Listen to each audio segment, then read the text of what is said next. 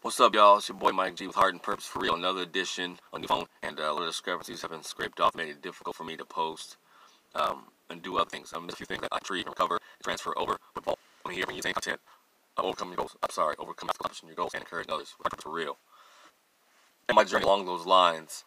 Once again, this is Heart and Purpose for Real. It's a vlog channel about my life, my art, my vegan principles, fitness, creativity, my drawing, writing, and painting, and how to bring into effect, these different aspects of my life with heart and purpose.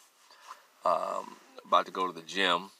As I said in previous videos, I'm doing a hard reset on all these basic principles and how to incorporate them in my life. And I'm a ride-sharing partner with Lyft right now, which has its own, issues and whatnot. And, as time goes on, this channel is going to solidify and level off and be sustainable. Of course, with heart and purpose. With my, vegan principles, as far as any updates on that, they're still in place in spite of, different issues I've had with different animal products, in my food that I've come across, accidentally, or moments of weakness that enabled me to reevaluate and reset my principles so that I can continue to be a raw foods ethical vegan. Nobody has to die to get on my plate or give me something to drink. It's good for the environment. It's good for the economy. Veganism, that is. And that's good for my health and the health of others. One thing that I encountered with some friends of mine was the introduction of the concept of, as human beings, we're all basically vegan. We're all basically vegan herbivores. We're designed as such at birth. Comes standard. Just as one of my mentors, Les Brown, said, when we are born, we come with two standard fears that make us cry. And that's the fear of a loud sound and falling. Veganism and herbivore tendencies come standard as human beings. You're not going to feed a baby a raw steak or krill or shrimp or fish, bugs, anything like that. And anything that is put on top of that, as far as, omnivore tendencies or carnivore desires, is conditioned. It's generated, at a very early age. We are specifically designed, and it's scientifically proven, maybe even mathematically proven, that we have the intestines, teeth, and aptitude for an herbivore lifestyle. The flat teeth, although mine's a little jagged. Being able to move your jaw from side to side. Even the incisors, the canines or whatever. All this is for better manipulation of the texture and the meat of vegetables. Vegetables have meat. Meat is defined as the edible part of something, along with the animal product definition, which doesn't really belong there. We have zero predatory instincts at birth, and our instinct for survival is rational, meaning, you'll search whatever, you can to survive and pick the most optimal and sustainable and plentiful thing around. I know there are cultures that eat primarily animal products because that's all there is around. And even when a regular crappy American diet is introduced, there are some results because there's some and vegetables involved and fruits that make it a positive outcome. As well as the fact that we care about animals. Some of my most fondest memories are with my interaction with pets. And the school pet, a gerbil or hamster or rabbit or ducks.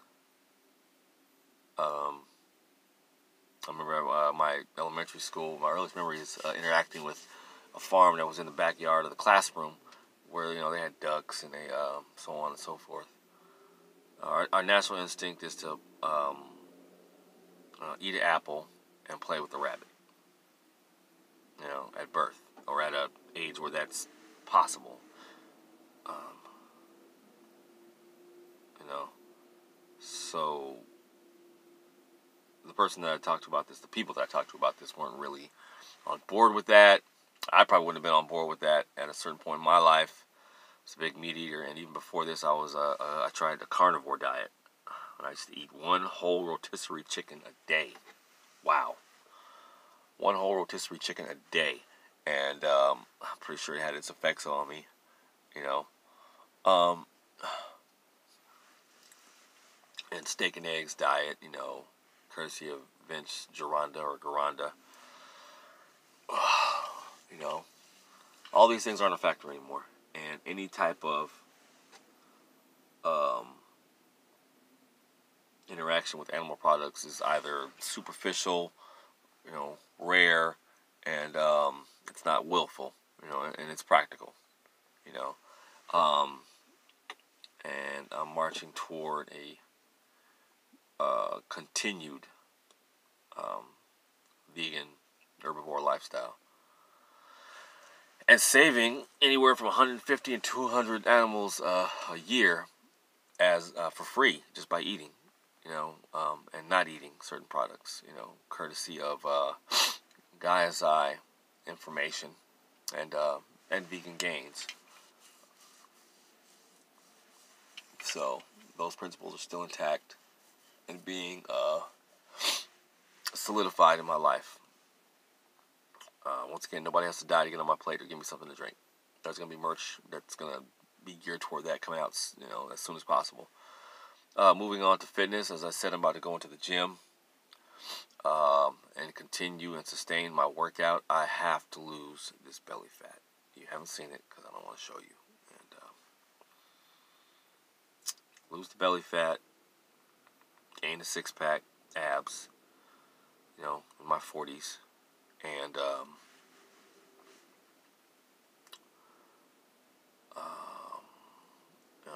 make muscle gains, on a vegan diet. A diet with a certain window of eating. Some call it intermittent fasting. Some call it, one meal a day. I call it one plate or the 1 hour meal. Or just find the best hybrid of all that involved to get as many calories as I can, muscle, fat loss, and optimal nutrition. A lot of people I listen to on YouTube are fitness thinkers, philosophers, artists that practice those same principles as veganism and weightlifting and so on and so forth. So that's definitely an asset. I need to shave, as you can tell, or sculpt this into something worthwhile. And as far as withdrawing and writing is concerned, I'm just going to publish a haiku a day. And from that, cull together a book of haiku and generate, the poems and pictures and so on and so forth. That's probably the easiest and simplest and quickest way to publish, with the ideas and principles of heart and purpose, veganism, nutrition, the art, writing, creativity, basically, creativity. That's probably the easiest thing to do, with the stanzas that you're given, the 575 stanzas that you're given. And then from there, the heart and purpose, book, the journal, the merchandise, better YouTube posts with thumbnails, and I'll be able to point up here to, a certain video, or point down here, for merchandise possibilities, and have stuff be down there or up there, or, so on and so forth. Until then, I'm just going to keep posting daily. keep running my mouth daily. You know, that's really all I can do. And as time goes on, I have the cringeworthy videos that everybody talks about once I look back on how far I've come. You know, I listen to some people and their YouTube advice. Roberto Blake is one.